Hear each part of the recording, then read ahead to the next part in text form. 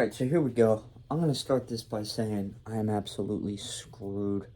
I am on the tail end of a binge that lasted longer than it perhaps should have. Um, in this video, I'm going to talk about Gabapentin Addiction.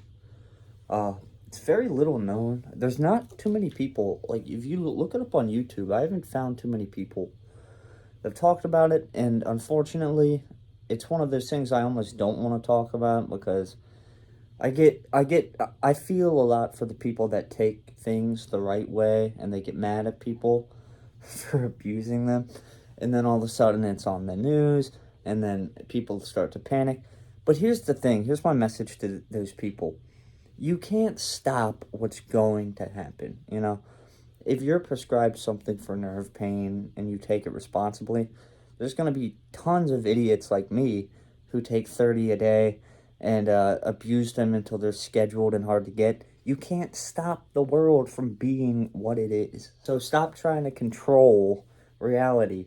I don't know if it's going to be scheduled worse than it is now. But either way, I'm just going to tell the whole story, and I'm going to break it up into parts. I'm going to talk about what it's like. It sucks, but it's awesome. What the withdrawal is like. It's pretty terrible. I personally have never had I've never taken it for long enough to where it's like, oh, this withdrawal lasts months. Because here's the thing, if you're an abuser of this particular substance, you don't take it every day because after the first or second day, it starts to suck. So it's pointless to take. So for me, for the past couple years, I've been like periodically binging for like a day or two at a time, and then I'll try to take a couple breaks, days, and then I'll take it again. So for me, the withdrawal has always, in my mind, it's been like 2 or 3 day thing. I think it might not even be. It might be longer because the addict brain will convince itself, oh, I've only been taking this for a couple days. I'll be okay. But what you don't realize is once you run out, you might be facing, oh man, weeks, if not months without sleep. I don't know if I've told this story before because I have like 10 channels. But in 2020, for some reason, like March of that year, everybody I knew ran out of everything, and I didn't sleep for like a month. And it was by far the worst time of my life. And I think back then I didn't know what was causing it. Like all of a sudden, my sleep started becoming extremely broken until it just stopped. And I actually thought I had that disease where you don't sleep, which is a rare disease. But thankfully I came out of that. But looking back, I actually got fired. I think I've told this story because I just wasn't sleeping anymore. And I think it was because I didn't realize how long I'd been abusing this in 2020. And I think when I ran out, I've realized good and quick what severe gab withdrawal is like. But anyway, let's get into describing it first. So I have been addicted to many a thing. 8 years ago, never benzos, Adderall, weed, kratom, Suboxone, loperamide. Thankfully for me, I think in 2015, I kind of stopped doing the hard stuff, and I just got into doing Suboxone, Gabapentin, and Adderall, which I think saved me because those are like bottom of the barrel. Like if you talk to any addicts, and you tell them you take Suboxone and Gabapentin, they're going to be like, pfft. Well, it's like, whatever. Like, probably I'm alive because of that, but I told a friend recently, because he's always like, come on, dude, you're taking these gabs, like, all the time, and he's taken them before, too. But I told him, I said, listen, man, I have done everything under the sun, essentially. And I said, gabs are my soulmate. And I mean that. The funny thing about gabs is I really think that only like 2 out of 10 people experience the joy of them. I think you need to have like a specific brain chemistry. Maybe you have to be like manic depressant or something, because the way that I describe it and the way I've seen it described is that it's like inducing a euphoric manic episode. So for me, I'll take them, and it's joy to the world for like a day and a half. But other people are like, oh, they don't do anything. Maybe they help opiate withdrawal a little bit, or they just make people tired. But for me, when I take them, it takes about an hour, and you're supposed to drink a bunch of soda, people say, which just sucks because I'm like addicted to soda now. Like I shouldn't be drinking all this sugar. Diabetes is like in like 90% of my family. So I'm constantly chugging like Mountain Dew because people are like, oh, it mixes with the bubbles and whatever. Like, it's basically like, it's not bro science, it's like junkie science. Oh, I just laughed at my, but yeah, people say drink it with olive and olive oil. Like, I'm always, hey, we have any olive oil? Why is he asking for olive oil all the time? You're supposed to take a shot of olive oil, drink it with soda. So I'm addicted to soda now. But in an hour and a half, this is what happens, is my muscles completely relax, which is good for me because I have like this lower back thing that always sucks. And I'm one of those people, when I'm sober, I can feel my body more than, like a lot. Like I feel weak all the time. I feel like I'm like a sack of bones with depression. And I'm just like getting up out of bed and going and doing stuff. I'm always just aware of like my bad scoliosis back and like my weak, I don't have muscles. Well, I'm trying to get muscles now. I've been working out for a couple months. But for me, if I take something and it relaxes my muscles, I'm like, hell yeah. So muscles completely just limber and relaxed. And the way the air hits your skin, like, when you walk into a room and you're on Gabs, like you have this feeling of like you're breathing deep and the air is hitting you and you're like, yeah, like that. And I know I've probably made like 4 videos on other channels talking about this, but the best way to describe it is watch the Black Hole Sun music video. It's been a ritual for me for years. As soon as they kick in, I listen to Black Hole Sun. That is such a triggering song. If it comes on and I'm not on it, I have to like leave the room. But in the video, the way that, what's his name? Chris Cornell? He's like looking at the sky, playing guitar. And there's this lady with the wind blowing in her face, and she's like, ah. That's essentially what it's like. And you feel this like manic euphoria. Like, I've seen videos of me talking on it, and I think I'm talking normal. And another thing is, it's really good. I like taking things where people can't really tell you're on something because it's more fun and less stressful. But I've heard myself talk on video, and I sound like an idiot. And you can tell because I get this sunken look on my face and my eyes, you can tell you got that like windy eye look. So you get that manic euphoria. Everything is awesome. Music is amazing. It's a ritual for me. I'm a pacer all the time. Like, I worked at a job once, and there's a camera right there at the place that I work. And my manager said, I watch you on camera, and I fast forward it, and it just looks like this for hours. I don't know, maybe it's anxiety, but I pace like a lunatic. And I'll listen to music and I'll drink coffee, and as it's kicking in, I have like these ritual songs. Like there's a soundtrack for the movie Phantom Thread.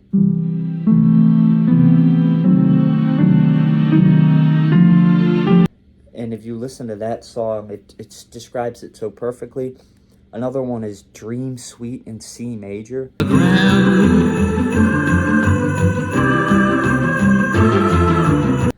That song crushes when you're on Gabs. So listening to music, pacing around, and sorry, I had to put headphones on. And everything feels like an adventure. it's never really that fun to just take and like lay around and watch YouTube, which is what I mostly do. Like, say something good is happening in your life, like you got a new job or you just met some girl or something good or positive is happening. That's the best time, because you take it and then you kind of like get into this manic whirl where you're like, oh, everything's great now. I'm gonna conquer this, and my life is gonna be good now. Blah blah blah. And it's good to go on adventures. I've had so many adventure stories, taking it with people, and it turns me into what I like to call the best version of myself, where I'm like charming and entertaining and funny. I have no social anxiety. It completely rids you of your social anxiety. Like, and say it's like a nice, beautiful morning day. Like, just getting into a car and driving and listening to music is like the most ballin' feeling.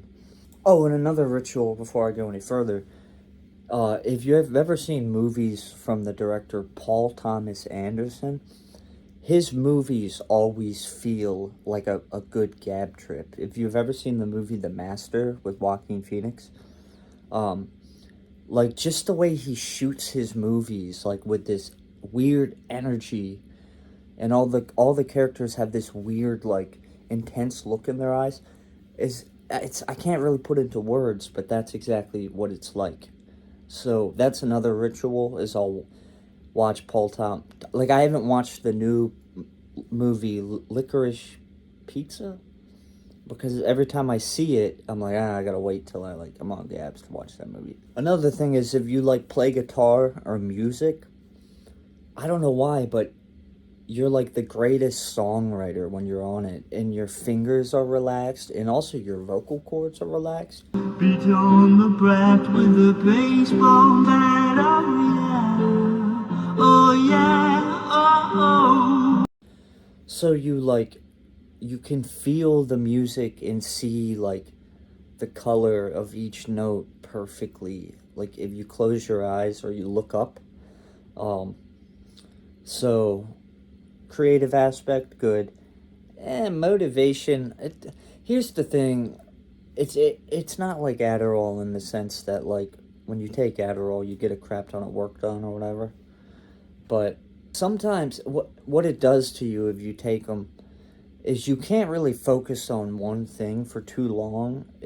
It kind of gives you like goldfish brain, where you're like, okay, I'm gonna watch this, and oh, let me get coffee, and let me go make like 4 egg sandwiches. Like, I used to eat a shit ton of food on it, and you just kind of can't focus, and you just want to pace around and text people and call people, and after a couple of days it starts to wear off, and you just feel this like numb, I'm in a psych ward and really hungry for like graham crackers feeling. So those are the upsides. Now here are the downsides. I've heard that it really sincerely affects your memory and maybe gives you dementia. At this point, I just welcome dementia, because it's been so many years of abuse for me that I'm like, this is sad. This is going to be a really depressing thing to admit. But I've tried to get sober so many times, and I have like a sober buddy who's always trying to get sober with me. And we're always texting each other like, hey man, day 3, keep hanging in there. And I eventually told myself a few months ago, I was like, I'll probably die this way. Like, at this point, I've taken so many things. I don't know if my body is rejecting it at this point. Like, I made a video a week ago where I mentioned my foot is swelling. And I've gone to the doctor for it. I've had blood work, and I saw foot doctors, heart doctors, and they all just tell me, they're like, dude, you're fine. Like, your blood work looks good. They even did the thing where they put gel on my belly and like put that camera thing to look in it. Quick little side story. I went to do that. I don't know what kind of doctor it is, but I went to the office at like 8 in the morning, and they were like, Brandon Harmonti. I came into the room, and this like lady looked really tired. She didn't seem like she wanted to do her job. And I wasn't wearing boxers at that point, because my eczema on my legs is so bad that I have to wear those like white long john things. So I just wear those instead of boxers. And she said, all right, strip down, just wear your boxers. And I said, I was like, yeah, I don't have boxers. And I told her, I was like, I chafe, so I wear these long johns. And she went, you don't have boxers? You're not wearing underwear? I was like, yeah. She went, all right, here's like this flimsy thing. Just wear it over your balls or whatever. So I'm laying on the doctor bed. And, I hate going to the doctors. I have doctor anxiety. And she's like rubbing gel on my naked stomach. And I remember, and I have to preface this by saying, I am not like a perv. I'm not one of those people that's like, yeah, I'm naked and this big, hefty 45-year-old female doctor is rubbing gel on me. But I do have like performance anxiety. Oh, God. This is going to be horrible. And I remember she was like rubbing like that part of your leg that has the lymph nodes on it. And I remember thinking, oh my God, what if I got a boner? No, she didn't say anything. The thought of getting a boner while this doctor was rubbing gel all over me, that gave me anxiety enough to be like, oh God, I'm going to get a boner. What if I do? And it started to happen. Like my Johnson was like, oh, what's going on here? And I was like, no, go down. I had to think of the most disgusting thoughts in the world. And it was so anxiety provoking that I had to like sit up for a second and start oh, I forgot what excuse I came up with, but I was like, oh, I have a question. And I eventually she was looking at me like, okay, what's your question? And I just ranted like a lunatic for like a minute and a half until finally I was like, all right, calm down, Brendan. You can get through this without getting a boner. So that's the story of me almost getting a boner while a 45-year-old tired doctor rubbed me down with warm jelly. Okay, now before I go any further, I think I started this video by saying I am absolutely screwed because I've taken them. So for the past like 2 months, what I've been doing, and this is such a sleazy way to try to get out of withdrawal, is I've told myself, all right, Brennan, have a gap day on Monday, take Tuesday, Wednesday, and Thursday off, and then take it on Friday. So for the past 2 months, I've kind of only taken it like 2 days a week. It doesn't feel like I'm taking it that much anymore. But it's still nightmarish, and I'm starting to realize you can't really get out of withdrawal because no matter what, you're not going to be your happy self when you're not high. So you're going to be miserable and sleepless and lazy and slobbish. You're not going to want to do anything, and you're not going to answer any phone calls or texts. My addiction has made me such a bad friend at this point that when I turn on my phone after it's been dead for like a week and nobody texts me, I get depressed. But then I'm like, well, what the hell do you expect, Brennan? You don't text anybody back. You're like a cat. I'm like a cat. I only text people when I'm in the mood. And by that, I mean when I'm high. But I'll text people, hey, what's going on, blah, blah, blah. And they're probably like, dude, screw you. You've ignored my text for 3 days.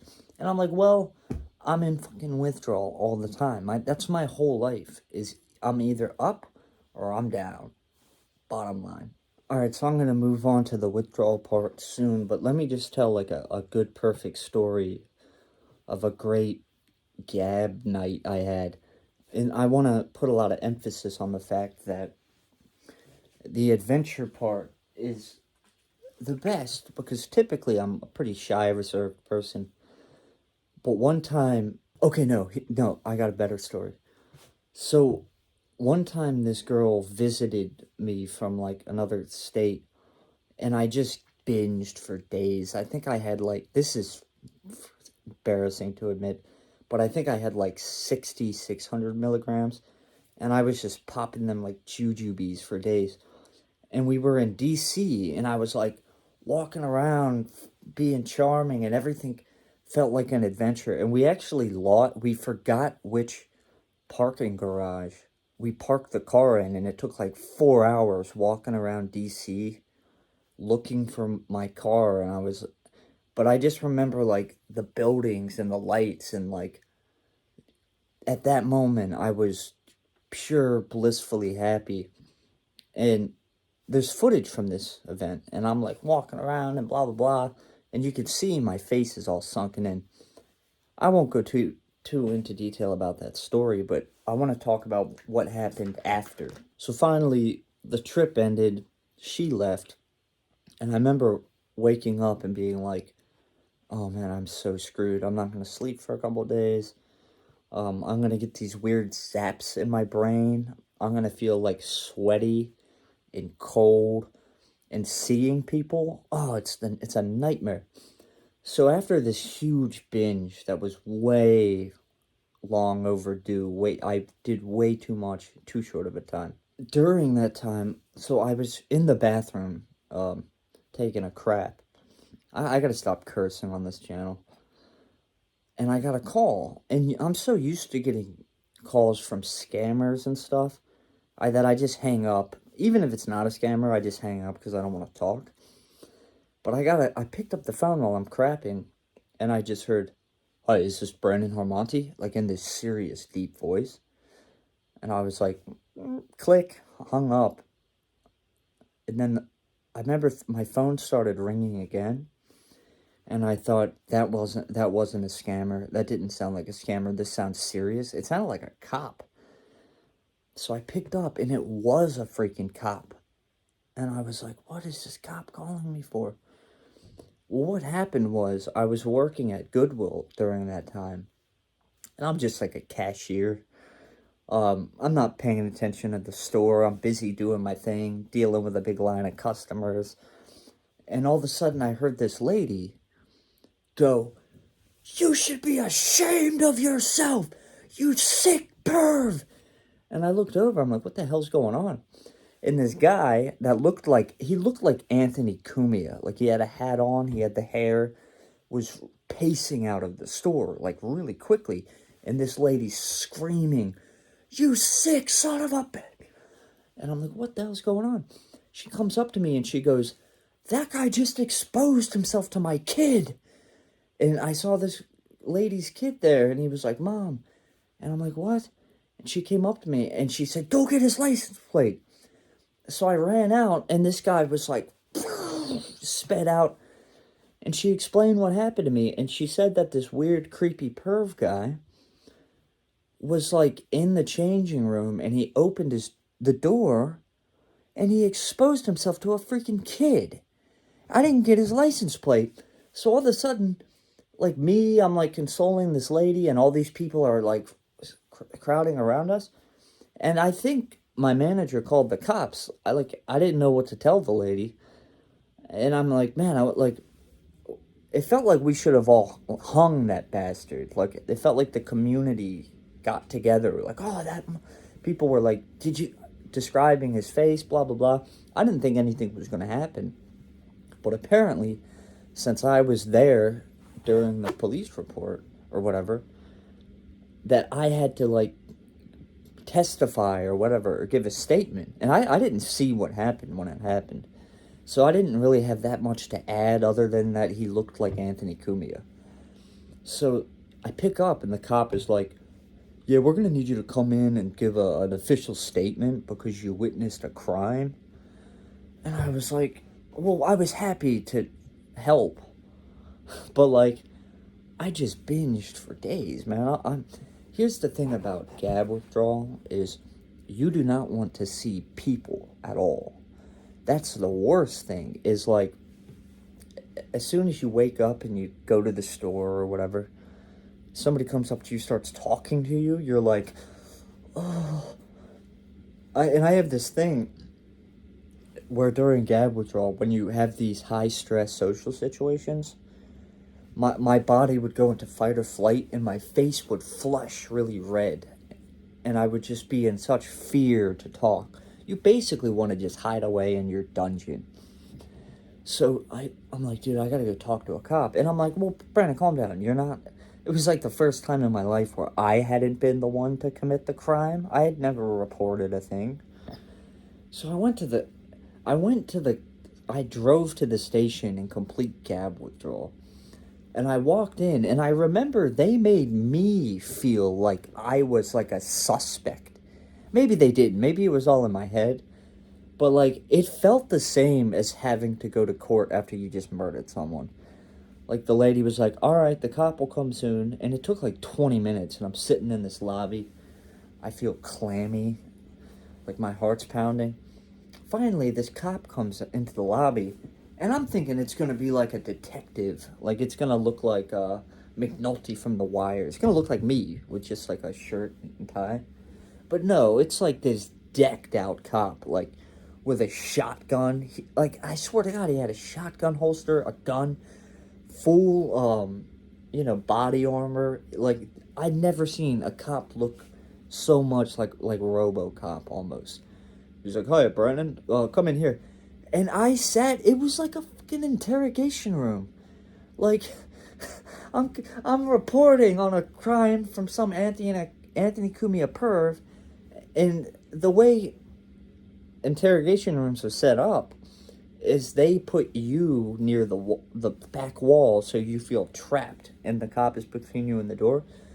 And I'm just sitting in this bright room, and this cop is asking me questions, and here's the thing, is that I'm pretty sure I had done something stupid days before. Like, maybe, I don't even want to go into it, to be honest, but I committed a crime, like a theft crime, and I remember thinking, oh, what if they know that I did that, and they're just tricking me into, like, thinking I'm gonna testify against some perv.